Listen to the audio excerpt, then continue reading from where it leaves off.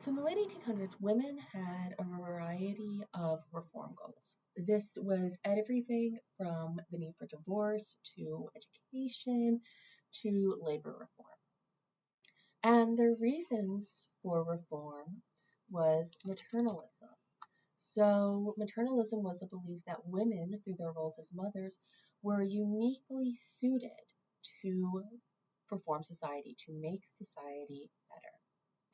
Their goals were to reform the home, to reform children, and then to reform society.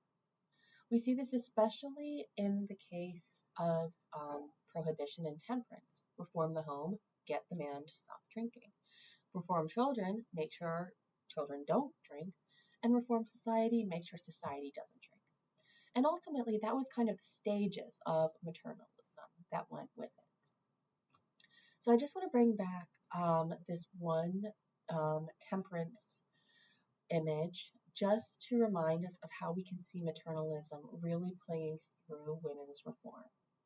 We'll move on then to one of the other areas of women's reform, particularly labor reform. So there's a misconception that women were not allowed out of the house. They were not able to do work outside of the house until pretty recently. And that is a complete falsehood misconception. In reality, women have been always working in some form of another for either goods or for a salary.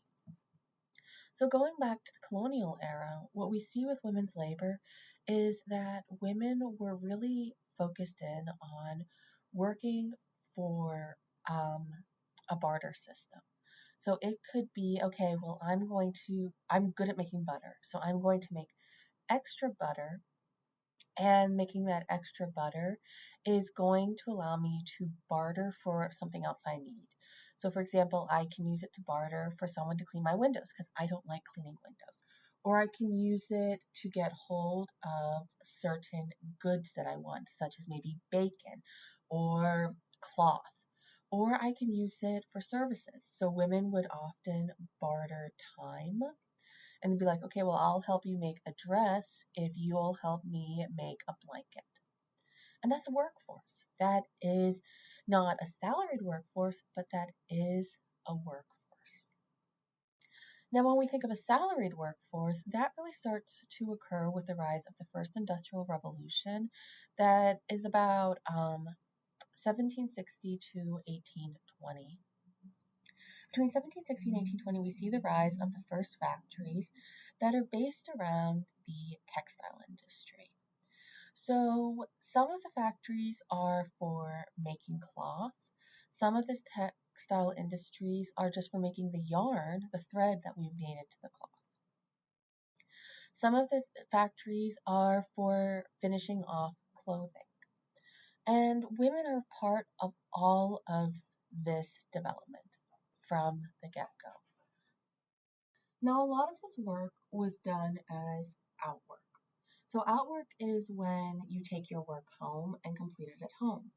So for example, we see this with the hat industry especially, where people would say, okay, well, we need you to finish off making a type of hat, usually a straw hat. I don't know why it would be a straw hat, but people were kind of obsessed with straw hats. So they'd say, okay, well, we need you to either finish making the hat, so shape it into a hat, or we need you to take all the straw and to braid it and then send it back to the factory, and we'll send it on to somebody who will make it into who will then make it into a hat. We also see this with the broom industry as well. So 19th century brooms were made by the factories, but it was all done through outwork. So you'd have somebody who would shape the wood, and then you'd have somebody who would assemble the broom. And so usually the assembly was done at home, and you're paid a salary for it. So part of women's salaried work is done through outwork. But part of women's salaried work is actually done in the textile mills themselves. And the most famous example of this is the textile mills at the Lowell Textile Mills, which was in Massachusetts. It was one of the biggest textile mills of the pre-Civil War era, and it employed women across the board. Now, one of the things that made the Lowell Mill so infamous, and I want to emphasize this, so infamous, is that the Lowell Mill is one of the places it is not the place of the first strike, but one of the first massive strikes in the United States. And this was female led.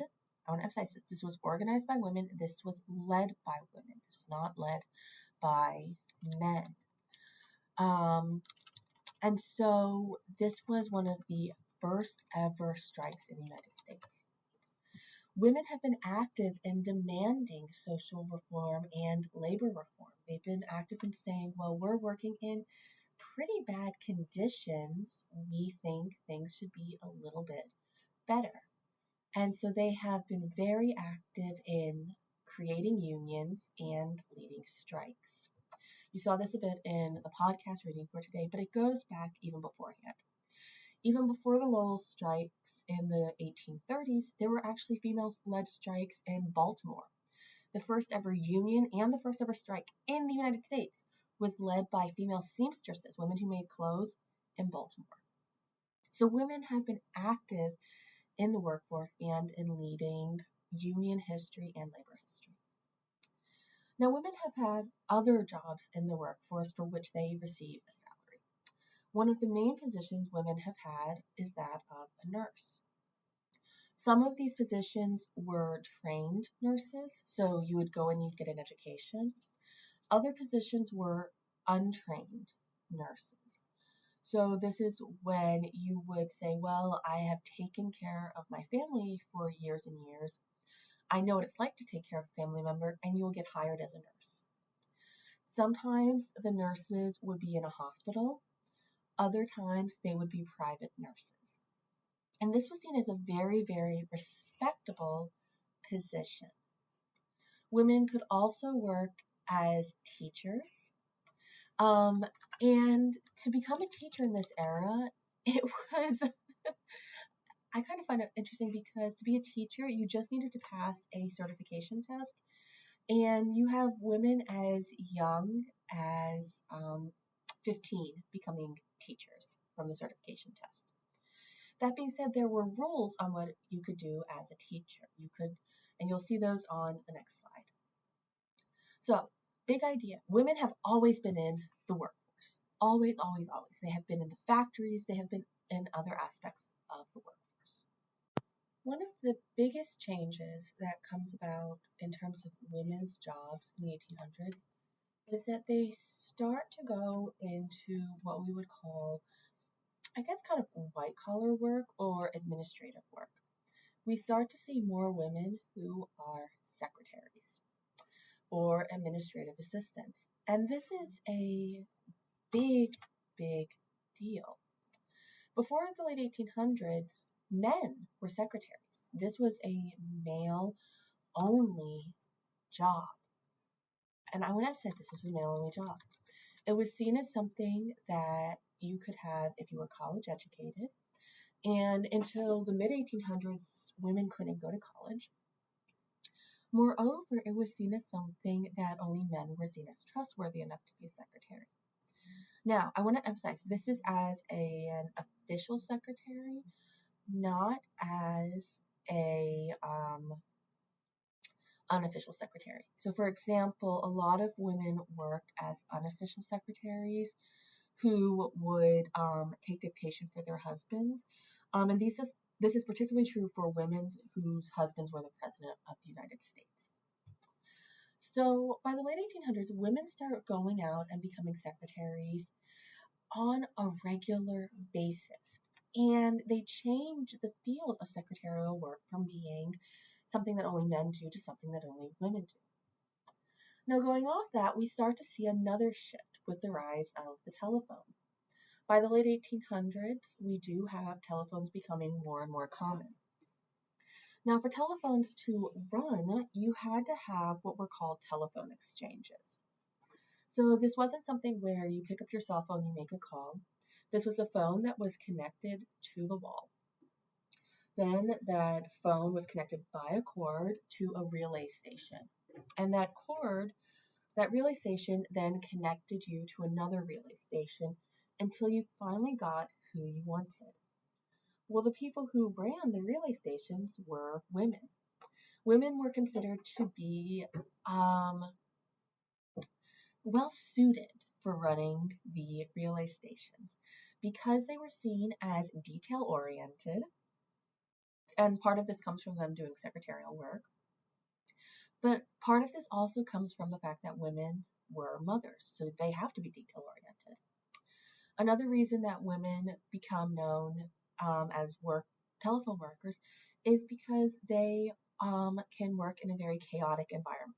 And this comes from literally raising kids and having chaos around you. And so women are able to very easily adapt to multiple relays going off at one time. So we're going to start seeing shifts in what women's jobs are, going into what are now known as more administrative type positions. So labor reform in the 19th century is really driven by the rise of industrialization and capitalism that we saw many, many weeks ago. We have many, many political actors who are part of labor reform, but women are really kind of the main reformers. These can be working class women who are working in the factories, but they can also be women who are middle class women who are not working in the factories but have time to devote to labor reform. Now, labor reform in the 19th century has a couple main agendas. First off is protection for children. They want to make sure that children are not working in the factories or that they're going to school. And this goes back to women's agenda for education. We also see an idea of, well, we need to protect children from doing the most dangerous assignments, because often children were the ones who were crawling into machines to fix the machines. And this was a machine that hadn't been turned off. It still had moving parts. And these children are getting injured and then are told, oh, yeah, sorry, go on. We're not going to pay you. There's no such thing as workers' comp at this point. So one of the main reasons for labor reform is literally protection for children. The next reason is protection for workers. There's no federal law protecting workers. There's no such thing as workers' comp. So people are just trying to find a way to say, okay, we need to have better standards in the factories for workers. They also start to promote an 8-hour workday. So in this era, you could be working 16 hours a day. You go home, you sleep, you go back to work. And they want to try and limit the workday so it is more manageable for people. They also try to move towards a working wage so that you're not being paid pennies for working a 16-hour workday. And so they look for federal labor reform to accomplish